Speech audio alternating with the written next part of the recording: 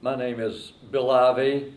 I'm a collector of North Carolina long rifles, a collector of Piedmont, North Carolina furniture, pottery, and also Confederate material.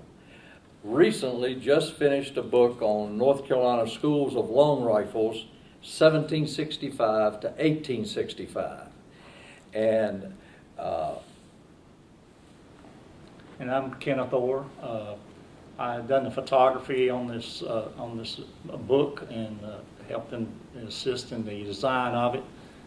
We have over 1,065 color photo images, 214 North Carolina long rifles. We're going to discuss the 9 schools that we've been able to identify here in North Carolina. And those 9 schools are all located in Piedmont, North Carolina. The first being the Bear Creek School, starting down in Moore County, the Early Deep River School, Jamestown School, on up in Guilford County, the Salem School, Davidson School, ROWAN School, the Mecklenburg School, CATAWBA Valley School, and then all the way out to the western North Carolina mountains, the very western part, the Appalachian School. The first school we're going to talk about is the Bear Creek School. The Bear Creek School was dominated by the Kennedy family of gunsmiths, whose shop was located on Bear Creek at Old Mechanics Hill.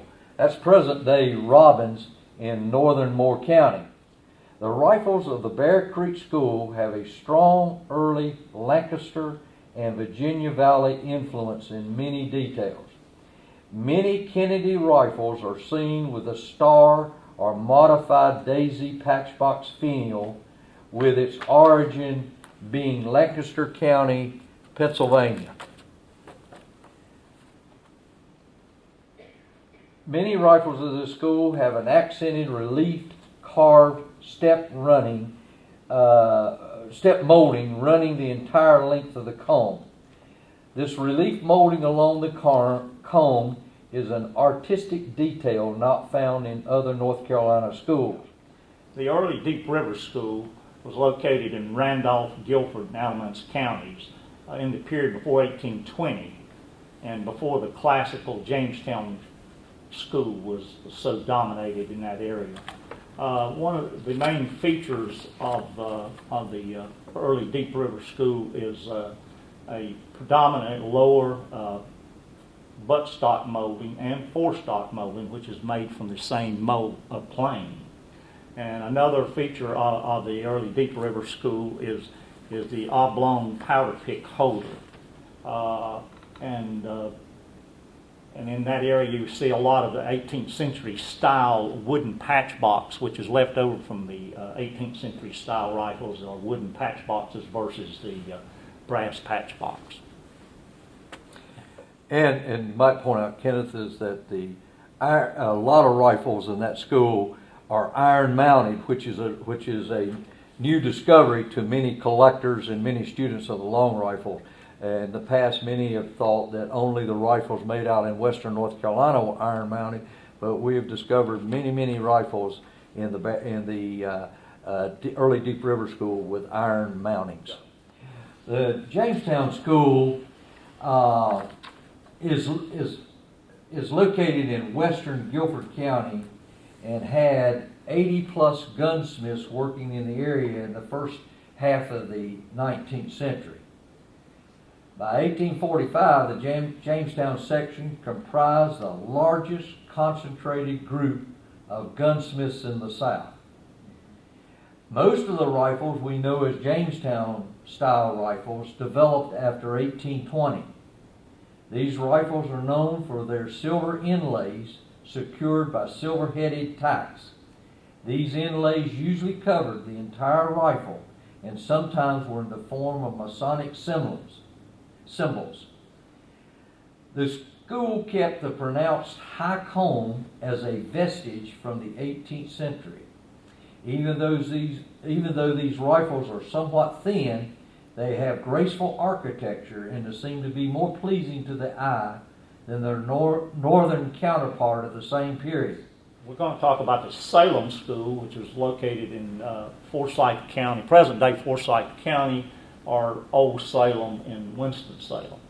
The Salem School was developed by Moravian Germans migrating down here from Christian Springs, Pennsylvania. But the Salem School style that we know of came around probably late 18th century, and the master was Christoph Vogler, Christoph and his nephew John. And the prominent feature of those rifles were the Eagle patchbox finial, which had a release button in the upper side plate of the patchbox. Also, another feature of the Salem rifles was the Bethlehem Star, and also an inlay that they call a tobacco leaf. They made their rifles out of silver, mounted in silver and brass. Another feature was an incise line on the top of the cone. The Davidson School is our next school that we'll talk about. There's a strong argument to combine the Davidson School with the Salem School. Details such as the Eagle patchbox finial, the galoosh work on the patchbox side plates and toe plates extending from the butt to the trigger guard, and the incise cone line ending in a tab are all features found on Davidson rifles. Davidson, the same as Salem, used the upper side plate button release for the patchbox lid. The molding found on Davidson rifles are similar to those in Salem. Kenneth, my partner here, has noticed that the Salem rifles tended to be more finished internally, right down to the screws, is what Kenneth has told me over the years. The Salem rifle is probably a little higher quality than the Davidson rifle. The ROWAN School was centrally located in ROWAN County, predominantly in Salisbury, which was the trading center of the frontier in the 18th century. The ROWAN School is a unique school of its own with the Eagle and Ribelin families. They had their distinct own style, and when the feature of their rifles was what we call a Christmas tree patch box. And another feature of that area is an extreme drop in the stock with a real dished out cheek piece, and also chip carving across the butt of the rifle. These rifles, once you ever see a Ribelin or Eagle rifle, you don't have to be a student of the school. You'll definitely know where it was made at. Yeah, they're probably some of the most sought after rifles by collectors, and some of the rarest, I would say. A group of gunsmiths using similar detail and making rifles with repeated characteristics were located in Mecklenburg County and present-day Gaston and Lincoln counties. And we usually refer to this as the Mecklenburg School. Mecklenburg County rifles, and those made just to the west in Gaston and Lincoln County, are the highest quality and deserving of artistic as well as future historical study. The fully developed patchbox finial found on many of these rifles is a very prominent feature, and probably had its origin with Jacob Sell, a early Adams County, Pennsylvania maker. Some Mecklenburg rifles you also see with an incise cone line, sometimes ending in a tab at the wrist. Catawba Valley School. These rifles of the Catawba Valley School consist of present-day Catawba County and Iredell County, and they are usually distinguished from the rifles made in other areas of North Carolina. They have the late Lancaster influence on these rifles that you only find in that area. And the late Lancaster features are the separated side plates on the patch box, and also a feature that you see predominantly in this area is the heart shape cut out in the patch box finial. And in checkered wrist, which is typical that you see in the late Lancaster area. Another feature that you find in Catawba Valley School is the four-stock molding ending in different C scrolls and swirls at the end, which is a feature that you find on quite a few of the rifles in that area. And also a grooved or a scalloped nose cap. And finally, we go all the way out to the very western part of our state, in the western mountains, and we call this the Appalachian School.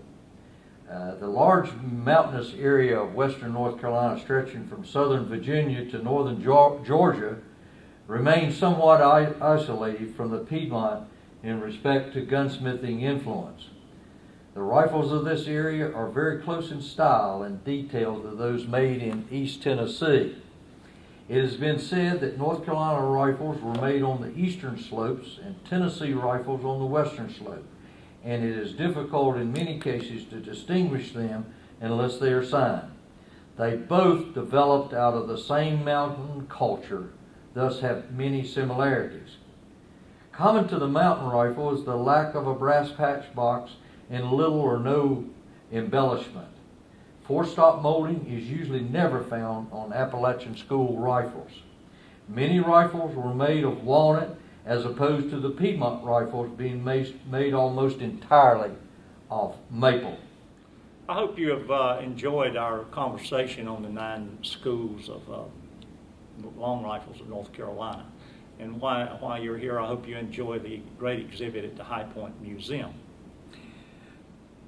Also, Kenneth, I think that we're, as collectors and students of the long rifle for many years, we're also hoping that folks begin to recognize the North Carolina long rifle as a great art form, and that it fits into the great scheme of American decorative arts. That's the way we've always felt about it, and I'm sure if you'll look at the rifles pretty closely, you'll not say that that's just an old gun. And it's also truly a uniquely American art form. Of course, it is truly an American art form, only found in this country. There are no long rifles or Kentucky rifles anywhere else in the world except here in America.